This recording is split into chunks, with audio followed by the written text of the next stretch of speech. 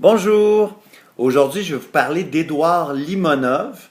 Il s'agit d'un écrivain et un homme politique russe. Il est avec Alexandre Douguine, le fondateur du Parti national bolchevique, qui a été aboli en 2007. Et depuis, il organise ce qui s'appelle Stratégie 31, qui est un mouvement de manifestation contre le régime Poutine. Sinon, il y a eu une vie vraiment excitante.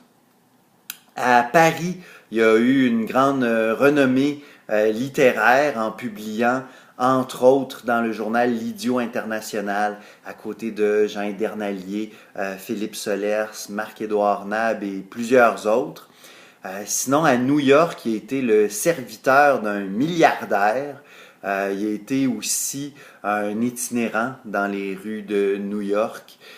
Donc, il s'est promené beaucoup, il a vécu beaucoup de choses, il a connu la guerre en Serbie, et c'est un homme dont l'esprit aventurier et la révolte politique est réellement passionnante. Le problème, à mon sens, c'est d'un point de vue littéraire. J'ai eu plus de plaisir d'un point de vue politique à lire Limonov que d'un point de vue littéraire. Euh, mais ça, c'est dur à évaluer parce que comme c'est écrit en russe et qu'on a accès à des traductions, c'est dur de savoir ce qui nous échappe puis ce qui est réellement absent. Mais vraiment, les livres que j'ai le plus aimés sont ces livres les plus politiques.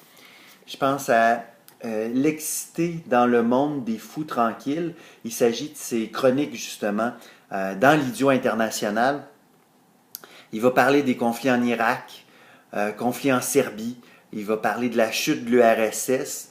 D'ailleurs, sur l'URSS, il va être un des rares Russes à avoir voyagé hors de l'URSS et à ne pas en dire du mal lorsque le mur de Berlin tombe. Je vais vous lire un passage. L'hystérie du repentir bat son plein.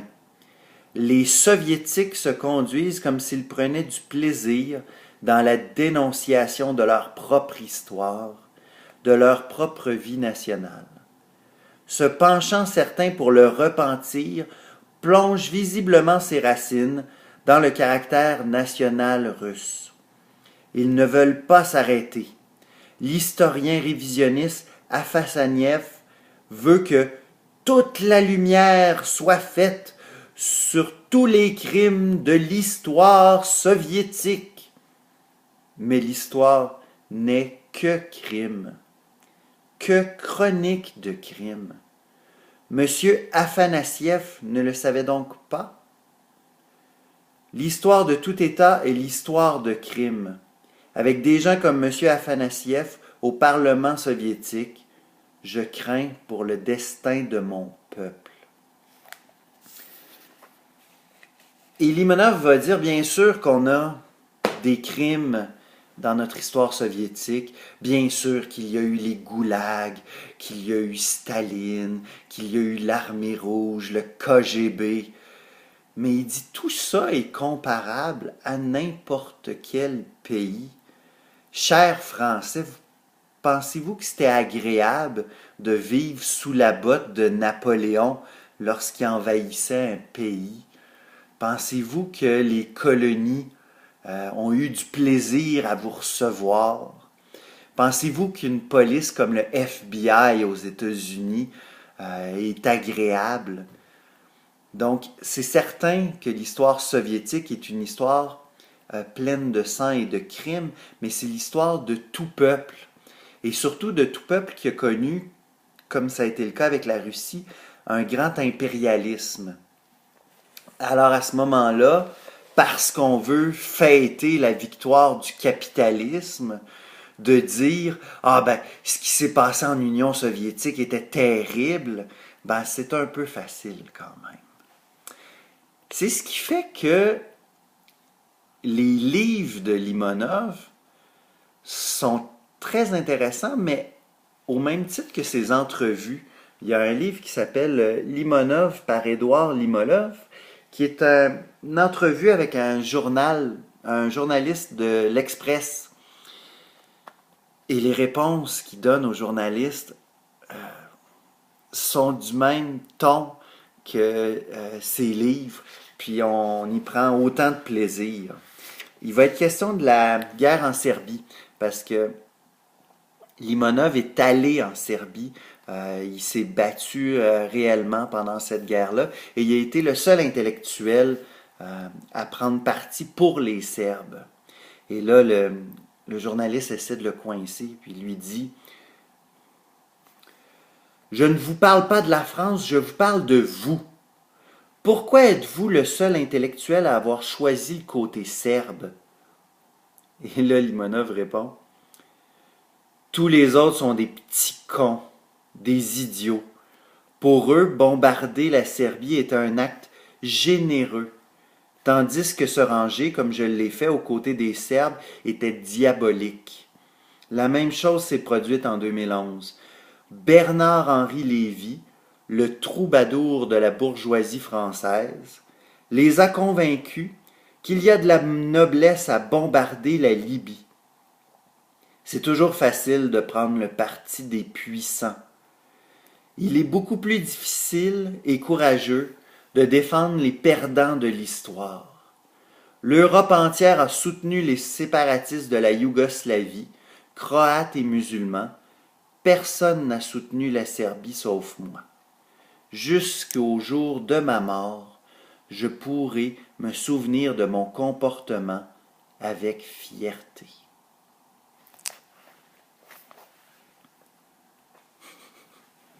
Bernard-Henri Lévy, le bourgeois le troubadour de la bourgeoisie française. Quelle belle appellation! Donc, un bon militant qui a vraiment une plume, je dirais, de journaliste. C'est quelqu'un qui va admirer beaucoup Jack London et Ernest Hemingway. Comme russe, il s'inscrit moins dans la tradition du grand roman russe à la Tolstoï ou à la Dostoïevski. Et on a beaucoup plus affaire à un Jack London russe.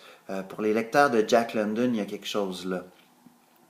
C'est une écriture très dépouillée. C'est une écriture pleine de jurons qui essaye de toucher à la vie directement et qui est très influencée par l'esthétique du reportage américain. C'est ce qui fait que moi, j'ai trouvé moins de plaisir justement que chez un Nab ou chez un Joyce. Mais j'ai quand même souri à plusieurs endroits. Il y a un livre dans toutes les publications que j'ai lues, c'est-à-dire celles qui sont traduites en français, à l'exception de La Sentinelle assassinée que j'ai pas trouvé, mais tous les autres, je les ai lus. Et de tous ces livres, mon préféré est de loin Le Journal d'un raté. Là, dans la figure du journal, il y a tout à coup quelque chose de sa poésie qui ressort. Et c'est drôle parce que la carrière littéraire de Limonov a commencé comme poète. Il a été reconnu comme poète russe. Et tous les témoignages concordent pour dire qu'il était un très bon poète. Donc c'est très étonnant de ne pas rencontrer davantage cette poésie dans ses livres. J'ai l'impression que c'est quelqu'un qui n'est pas, à proprement parler, passionné par la littérature, mais qui utilise la littérature pour passer ses idées. Mais dans Journal d'un raté, je sens que pour la première fois, il y a quelque chose de cette poésie-là, un peu rude, qui traverse.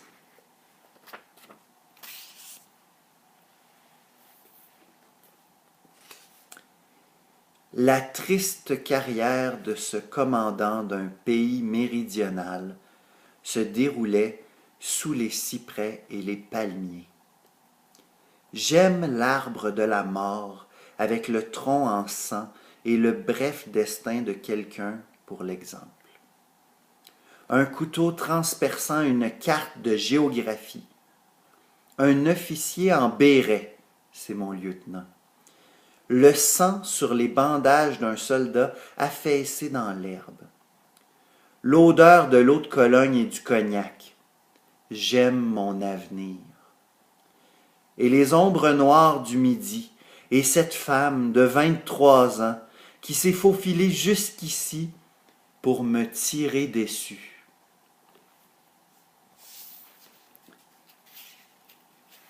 Donc là, on voit qu'il y a une intensité qui reste pas prise sur le plan politique, mais qui traverse sur le plan esthétique et littéraire.